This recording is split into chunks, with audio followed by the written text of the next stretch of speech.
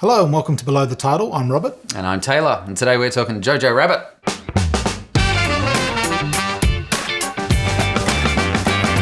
So Jojo Rabbit. So it's a comedy set in Nazi Germany. If your name is not Mel Brooks, you're a brave man for taking that on. But this works. It does work. I quite enjoy Jojo Rabbit. So Jojo is the main character. He's a 10-year-old boy in Nazi Germany. He's in the Hitler Youth. Yeah. He's really excited about going to fight for Hitler and he's really into all the propaganda. And he lives with his mother. Played by Scarlett Johansson. And he discovers that his mother is hiding a Jewish girl in their attic. Hi. Oh, and he has an imaginary friend called Adolf. Yeah, that's kind of crucial. A very childish, buffoonish, child's version of Hitler, played by Taika Waititi. People used to say a lot of nasty things about me. Oh, this guy's a lunatic. Oh, look at that psycho. He's going to get us all killed. Yeah. Who directed it as well. Directed the film. And it's just a very childish view. It does have that innocence. It's a very bright movie. Yeah. You know, there's it's no not dark dark and and moody. moody. And I mean, when you do a World War, I mean, I knew it wasn't going to be an outright comedy because you can't do World War II outright comedies. No. Unless it's top secret. I know a little German. He's sitting over there. World War II, you can't do pure comedy. There's always got to have a bit of pathos. You've got to have a bit of drama. So, and this film is very much like that as well. So while it does have those moments, at the same time, it has a couple of bits that...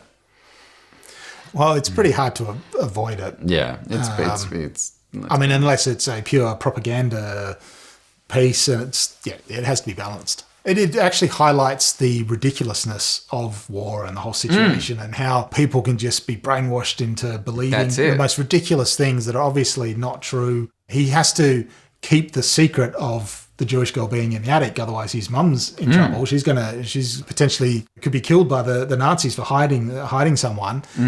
So in return for keeping her secret, he wants her to reveal all the Jew secrets. Yes. He writes a book about... He writes the book of all the Jew secrets. They hang from the ceiling when they sleep and all that sort of shit. Big fangs or big teeth and their powers and their magical powers. And over the course of him getting to know Elsa's the girl, that's her name, he actually realises that she's actually a normal What do you person. know? She's just another person like the rest of us. Yeah, so it is a... it's not really coming of age. It's coming of, I guess... It's the beginning. By the end of it, he's grown up. There's definitely a journey from A to B there. Yes. So we've got Taika Waititi, directed it. He's Adolf in it. Roman Griffin Davis plays Jojo. Yes, and not a... air of annoying child actor of him. He's actually, really all the good. kids in this are quite adorable, cute little kids. Nothing comes close to Yorkie. Nothing makes sense anymore. Yeah, I know. It's definitely not a good time to be a Nazi. And his friend Yorkie. Yorkie was great. Archie Yates plays Yorkie, and he's this pudgy little English boy, basically. Pretty much. Even though they vaguely do German accents, that's part of the. You can understand why they don't do it. Yeah, you can't go too far. Because otherwise it will get just like this all the way through it. And it will not be serious in this. But Yorkie is a very sort of a fragile little child. He's going along with it. He wants to fight. He's doing his bit and dragging his rocket launcher along and stuff like that. Oh, God. And then decides to go home for a hug from Mum. I need a hug. You also got Sam Rockwell. Sam Rockwell is one of those guys. And he's one of those actors who's awesome in everything he does. Always good. And always he was entertaining. awesome in this as the captain. Yeah. He doesn't take it seriously. He's sort of a bit over the war. He's got a bit of the Sam Rockwell's about him. Yeah. He doesn't read into or believe all of the propaganda. No. He sort of thinks for himself a bit. Because there's the whole thing with him and Alfie Allen's character is he's underling. Yes. And there's a few bits where you're going, wait a minute. And then towards the end there when he actually comes out and he's got all that. So you just tell he's not 100% Nazi. He doesn't fit in. He's not taught. No. Good evening, Fräulein. On the scale of Nazis, because you got tot up one end, this guy would be the other end. It also has Rebel Wilson. I haven't seen heaps of films that Rebel Wilson's been in. The things I have seen her in and aware of her being in things I've never been a huge fan. I haven't really taken to her. I find her a little annoying. She can't smile. But I've seen a couple of things now. Like in this, I actually didn't mind her. I think she's not too prominent in it. I'll come she's clean. actually, Normally, I find her shtick really unfunny. And it's normally if I see Rebel Wilson above a name, it turns me away from a film. Doesn't bring me into it. But in this, she was good. I did love her as the LA's come screaming into town, and she's putting grenades on kids' back and going, go give that man a hug. That was funny. Yeah. And I think that was the first time I laughed at a Rebel Wilson joke ever. She was good in. So I think when she does the right role, she can be. She can be good. Well, that's and this is a good film with good writing, good directing. Yes. And she's used well in it. So it's also got Stephen Merchant as a Gestapo officer. Again, someone who was perfectly cast. Perfectly cast. I had never once looked at him and gone, he'd make a good Nazi. But I tell you what, now he's going to make all of the Nazis. He was awesome in it. Well, as long as it's got a comedic edge, because he's got that comedic edge. He's just got that edge about it, but that scene with him was just awesome. Yeah, he does that thing very well. Early on, especially in the Hitler Youth Camp, it reminded me, it had a very similar style to some of Wes Anderson. It sort of had that Moonrise Kingdom, mainly because they were in the camp, the scouts thing. But it had a Wes Anderson feel. Oh, it felt like a little film. Not as stylistic as Wes Anderson, but because it's Fox Searchlight. When it was still Fox Searchlight. Now it's just Searchlight. Yep. Rest in peace. This is a little film. Yeah. And it feels like one. And that is no bad thing. No. Because little movies, that's where the feels are. The bigger the movies. The bigger it gets overproduced. And they seem to get too distracted with the big stars. And that's how you get Nicole Kidman and Aquaman. The visual effects and Yep. But this film was a great little film. It had... Because they're the ones that come out of nowhere a bit, and you don't expect, you sort of pay more attention to the big films. And then every now and then there's a Safety Not Guaranteed or a Little Miss Sunshine. The Way Back. The Way Which Back. also has Sam Rockwell. And in fact, one day we will do that. Moon. All those sort of films that are just awesome little films. Great little films. And they're really enjoyable. Yeah. And this is one of those. This is one of those. It has that feel. And being directed by Taika Waititi, again, we're talking about Sam Rockwell, someone that you want to see something he's in. Taika Waititi directing films. Yep. Again, he's very funny. Thor Ragnarok was hilarious. What We Do in the Shadows. He's just very entertaining. He makes very entertaining, enjoyable films. He's just one of those directors. I'm in. Yeah. I'm in. Do whatever you want. I'm in. And he can do good comedic acting on screen as well to be in it, because his Adolf was very funny. The very childish way. He's very happy at the beginning with his big blue eyes. Very childish. What's the matter, Jojo? What's the matter? I don't think I can do this. Was? Of course you can. Towards the end of the movie, Yeah. when he's more what we'd expect of Hitler. Yeah. I think that's the only time he calls him Hitler. Yeah, right. Right at the end.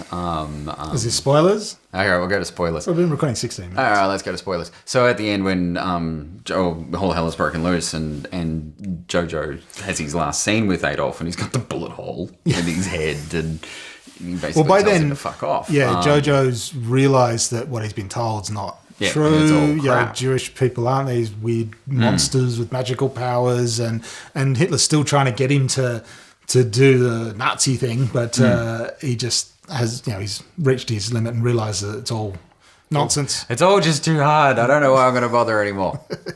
And That's kind of what he did. Literally kicks him out the window. And kicks him out the window. If we're in spoiler territory, now we can really talk about ScarJo. Because Scarlett Johansson in this film was awesome, and I really felt for her character. She was a great mum character. Yeah.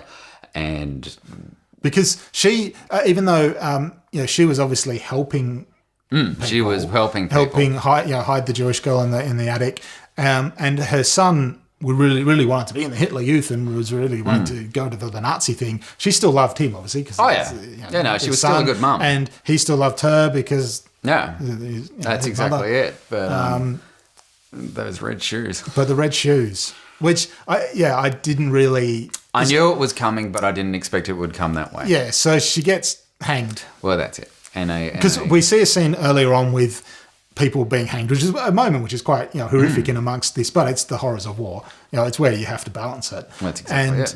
So that's set up, and then you keep on seeing the mother's red shoes, sort of just the bottom Yeah, little bit. there She's was that standing one on the scene walls. where he's almost on eye level with it, and she's And it's dancing like, look at these. Yeah, and then because the mother's putting the propaganda, like Free Germany propaganda around. Jojo catches her. Well, she doesn't know, but she's putting these pamphlets around, and yeah, something's going to happen to her. Yes, but the way it's revealed, the way it's revealed is incredibly. It's a because he's having a whale of a time looking around the town. He's all happy, and he sort of turns around, and all of a sudden her feet are hanging there, shoes. just like we've seen them before. And it's that moment. I mean, it really pulls the rug out from you under you, and at that moment you realise, we've been seeing those shoes like that. Yeah, that's all through. It's like which again that adds a lot more layers to the film, and it's. I mean, that's probably the biggest sort of shock turning point. Yes, but it was well felt. But good, not good, but good in as far as storytelling, filmmaking. I appreciated. I'll tell you one thing though. When I saw this, I saw this in a little. You'd call it an art house cinema. Yeah. And this is a public service announcement coming up here. This was one of the poorest displays of cinema etiquette I've ever seen from a group of people in my fucking life. These days, you go to the movies, people are going to be on phones. Yeah. It's part of way of life. They're always on their phone. People can't do it. You sit at the back of the cinema, watch all the phones come out as soon as the credits start. In the cinema, which was not huge. It wasn't a big chain cinema. We had an older couple who was sitting in the middle of it, and their phone rang 3 times during the film. They didn't silence it. They didn't answer it. They let it ring out 3 times. It just rang and rang and rang. I watched him sit there ignoring it. But even as annoying and dumb as that is, it was nothing compared to the commentary that was coming from the row behind me. This guy sat behind us. Yeah. And on top notch, didn't even whisper. Yeah. Would sit there and go, oh, that's stupid. To whoever there is with his partner or something. My partner at the time was there and he was very upset because it was right behind him. And then this guy all the way through it. Yeah. Oh, Jojo Rabbit. You know what? Next time you're in a cinema and you decide to voice your opinion because you think you're intelligent, shut the fuck up. No one wants to fucking hear it. People, please. Little consideration. Turn your fucking phones off. God damn it! I hate it's pointless and stupid, and the sooner we have peace, the better.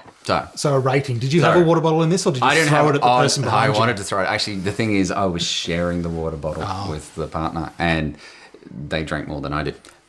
Okay, the water bottles do not apply in this one. So just a pure I didn't actually have much. Okay, we'll go the straight up rating. I know it's an easy 8. Yeah, 8. Out of 10. Out of 10. 8 out of 10. Easy. Enjoyable. And got an Oscar recently. Yes. Well, so that was Jojo Rabbit. That's Jojo Rabbit. So, enjoyable. Yeah, good film. Do it. Or go see it all. Sit in your ass at home and not listen to noisy people behind you comment through the way through it. But I still enjoy cinemas. Yeah. And enjoyed this film. Yeah. As we try to find an ending here.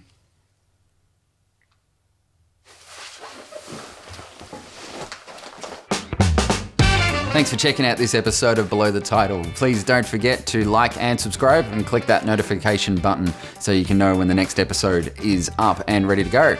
Catch you then.